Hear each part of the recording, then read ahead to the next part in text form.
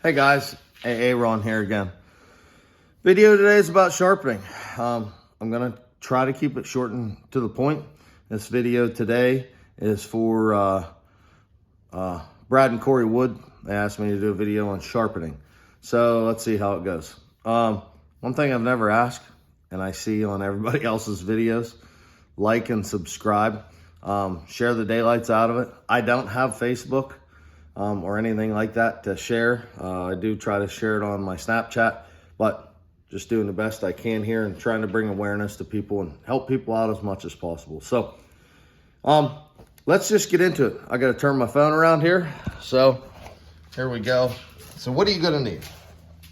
Okay, there's lots of things here that you could use for filing. So I'll just go down through what you're going to need. Okay, you need a scrunch of some sort.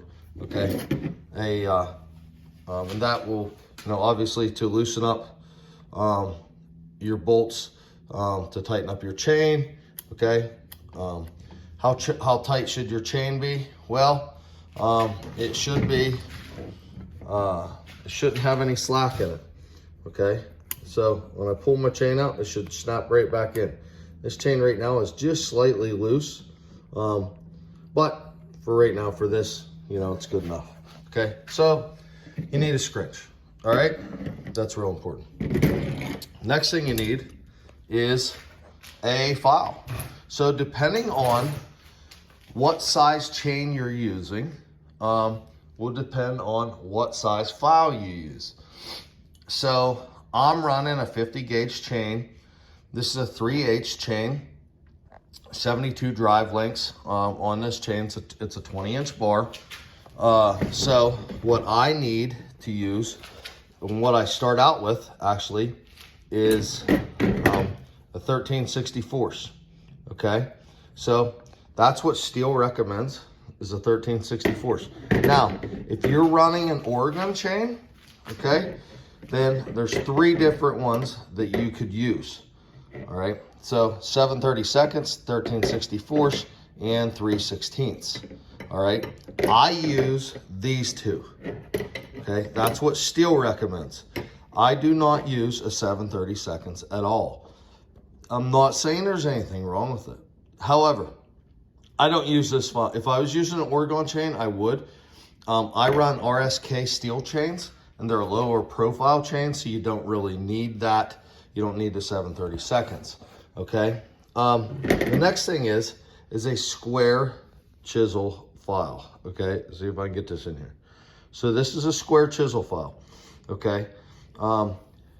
More than likely, you are not going to use one of these. They're expensive. You file differently. Now, I will tell you this. Oregon says that a square chisel will cut 23% faster than a round file would. And I 100% agree with that. Guys that have Silvies or Symington grinders will tell you, I have ran them. Several of the other Gamma Logging instructors run those. I don't have one, I just have never bought one. But I will tell you that they cut amazingly. My buddy up in Vermont, John Adler, he has a Silvy grinder, and what he does to a chain is truly, truly unbelievable. So I can honestly tell you, I've never had a chain cut like one that John filed. And it's just unbelievable. So, and you can check out John's YouTube page at Game of Logging. It's just called Game of Logging. So the next thing you have is your just good old flat file. Okay, so as a homeowner, now this is what you're going to see from loggers. Mainly, actually, you're going to see this. A lot of guys will only use one the whole way through. Don't recommend that at all. As you can see, these 2 here are my most used one. And I just put this file handle on there, just on this flat file. Okay, so I use these 2 and this or this. I like this little flat file for filing my rakers. Okay, as a homeowner, I highly recommend these. This is my son Matthews for filing his saw. He's a little 250 steel, and these work great. Okay, phenomenal. These are phenomenal. So how do they work? Set them on. Let me turn that around. Set it on here like this. It rides on one side of your chain, and then you just file. Okay, you keep it nice and level, and you keep it right on the front tooth and the back tooth, and you just file. Now this setup here should have a raker file in here. This one does not. I took it off.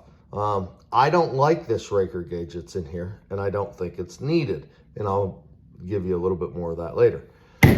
This setup here actually sits on top of your, let's see if I can show it a little bit better. Sits like this on top of your chain, okay, and it files. This is great. Again, this works really well too, but for me, putting this on here, it just takes too long. So let's set this out. Okay, so what I am mostly going to use, these here as well. You put your file inside of here, sits on one side, okay, and you can file. So for me, for all intents and purposes today, what I want to show you is how I file with a round file, and hopefully I can get this and show you how to do it. Now, listen, you need to think about something when you're filing. See this angle on your file handle? You look straight down. The reason I have it here is you look straight down. That gives you the angle. All files have that angle on it, even if they're wood, okay?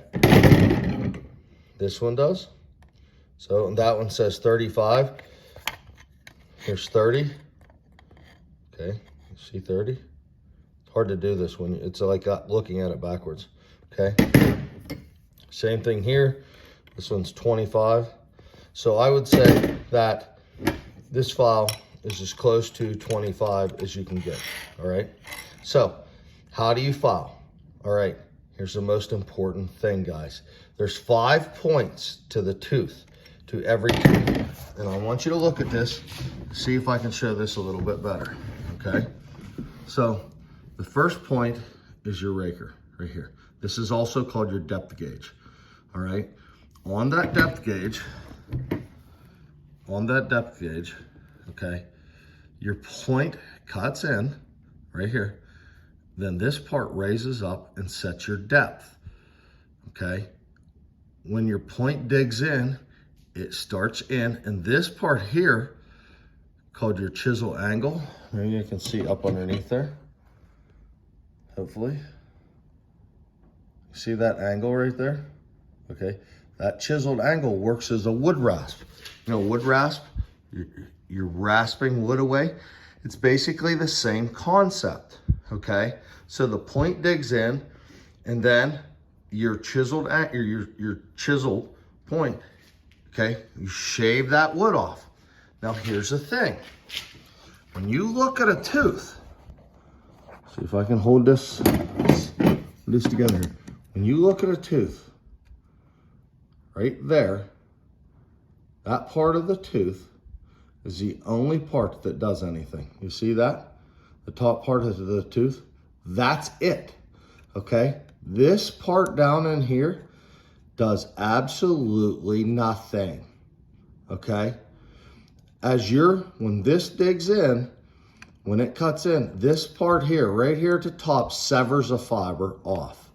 So when it severs a fiber off, then you can see it goes right through the tunnel of the tooth right here and comes right out the back. So when I hear people say you gotta file the gullet, that is 100% false. Absolutely false. The gullet does nothing for you down here. This part down there, right here, okay? This does nothing. Maybe if you're racing chainsaws, you might want to file it out to have a little less drag, but for everybody out there, there is no reason when you see a square filed saw they're only filed to right here because that part of the tooth that's sticking up, that's the only part that does anything. So there's zero effect you having down here. You don't need to file down there. So if you're trying to file all this out down there, it's worthless. You're wasting your time, okay? So here's a big thing, and you know, something I want you to think about. When you file, okay, let's see if I can get this in here. You want to have at least, 20% of your, at least 20% of your file sticking up out. So meaning, when you look at this, okay, that you want 20% of the top of your file sticking up out. And why is that? Because that's what sets your angle underneath here, okay, this angle, okay? So you're probably looking at like 45 degrees. If you have a square file, you're looking at probably 60, okay? So, maybe you can see this one better. Try it, okay? This angle right here, right there, okay? You want that angle. The steeper that angle, the better. Now, you want your file to then be, okay, you want it to be either 90 degrees or even pointed up a little bit. And I know this video is not gonna, it's not gonna come out right because I'm doing this with my phone, but if you say steel says file at 90 degrees to your bar, okay? So you're filing 90 degrees. Now, Oregon says, let's see if I can do this. It says to file 10% up, okay? So what it does is it sets that chisel angle underneath here, okay? So again, we're looking at the top plate of it, of the bar. So you want your top plate, I like 25 degrees, okay? So roughly 25 degrees, all right? So we're gonna file straight across. We're not gonna rock our file back and forth. We're gonna file straight across. So let the file do the work, okay? So make that file straight across,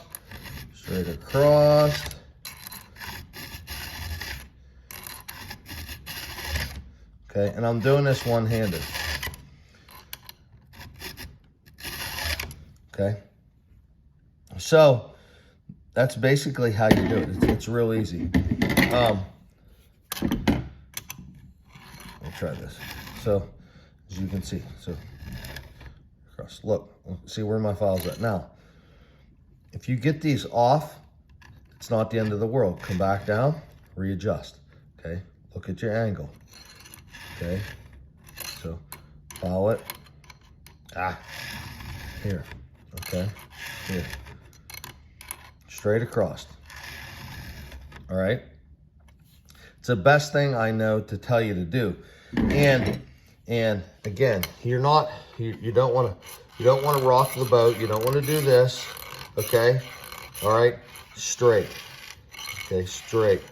If you file that, if you run that file the whole way across, straight, it's going to give you your most accurate angle when you're round filing. In the same way with this way. Now, a lot of people say, oh, what's the best way? The best way to file your saw? Well, if you can put it in a vise, great. If you can't put it in a vise, then whatever is comfortable for you. So for me, I lay down over top the saw like this to file because that's what's comfortable. I know guys that'll sit on their butt and stand their saw up in the air and do it. That's fine too. Whatever is most comfortable for you. Now, the last thing I want to show you, and I'm not going to get into too in depth with filing, just because it's hard. And again, if I had somebody filming me, it'd be a different story. However, I don't. Okay. So the other misconception beyond the quote unquote filing the gullet part is every one of these teeth have to be filed exactly the same length. Once again, complete myth, complete. Sorn proved that wrong a long time ago, and that you have to do that, okay? And here's why.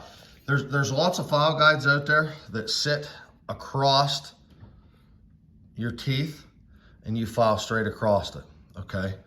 Well, that's okay, I guess, if you have a grinder that is set automatically and files everyone exactly the same.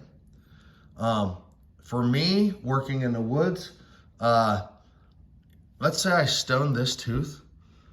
Why would I file this tooth in front of it more or the same length as this one?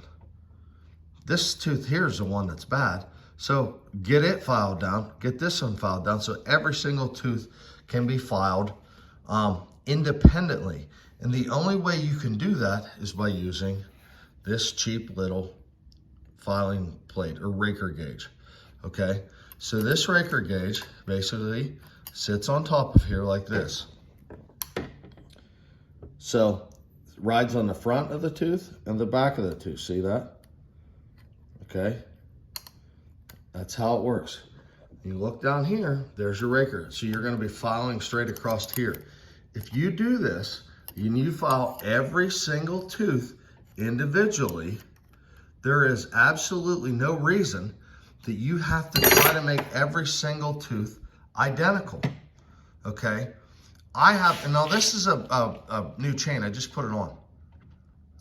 Every time I sharpen my file every morning, and if you knew my, anybody that works with me, you'd know that I get this baby out every morning, put it on here, and I file my rakers, okay? Because I know then that each tooth, I've maximized the performance of every single tooth on this chain. And I'm not cutting the life out of the chain by trying to make sure that I file, okay, I took 3 swipes off this side, now I have to take 3 swipes off of that side, 3 swipes. No, I file till each tooth independently till they're sharp. Now, do I make sure that my file is riding the same way? Of course I do.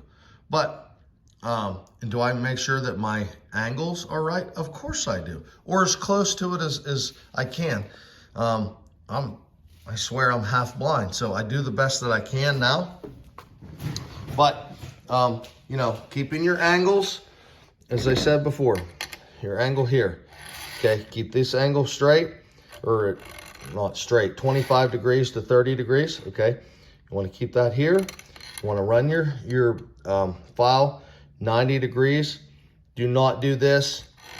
This is called, years ago, I used to hear people say put hook on it. What you do, if you file your tooth down like this, you make this your cutting edge blunt. So think of a wood rasp. Would you want that wood rasp to be blunt? Heck no, you wouldn't.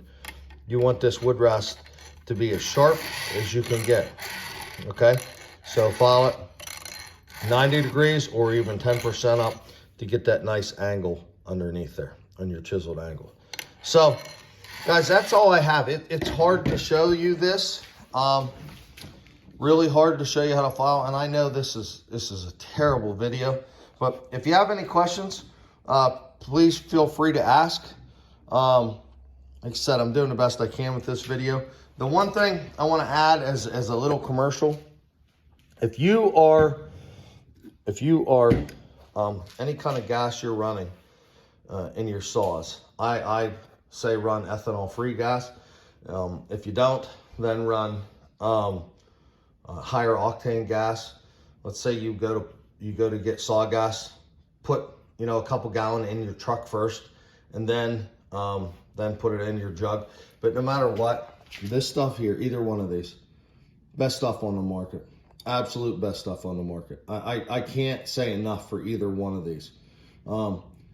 Maybe I'll show the pop can test one of these days, but guys, listen, great stuff right here, okay? So, again, there's your file guide. Sorry about it being, so rough. I did the best I could. So, again, shout out to Woody and Woody, all right? Hey guys, everybody have a great day and a blessed day. I'm home today with my little girl. I think she's got strep throat or something. She's not feeling well. So she's laying down and having a day with dad. The last thing I want to point out is good luck to all the elementary wrestlers in Pennsylvania. Last weekend was the Keystone State Tournament.